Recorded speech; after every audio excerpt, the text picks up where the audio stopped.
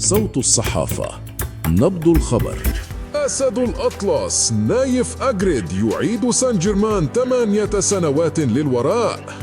واصل نايف أجريد نجم منتخب المغرب تألقه بقميص أولمبيك مارسيليا منذ الانضمام لصفوف الفريق خلال صيف العام الجاري 2025 قادما من ويست هام.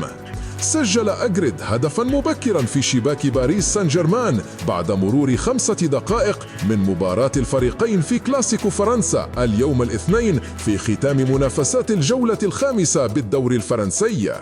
ورفع المدافع المغربي رصيده إلى هدفين، حيث سجل هدفا في ظهوره الأول خلال الفوز على لوريان بنتيجة 4-1 في الجولة الماضية، بينما غاب عن مواجهة ريال مدريد في دوري أبطال أوروبا بسبب الإصابة.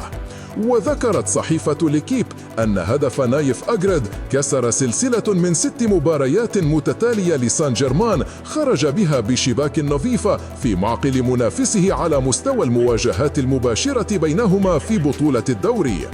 وأشارت إلى أن آخر هدف هز الشباك PSG في ملعب فيلودروم ببطولة الدوري كان من نصيب فلوريان توفام مهاجم مارسيليا في المباراة التي انتهت بالتعادل 2-2 في 22 أكتوبر 2017.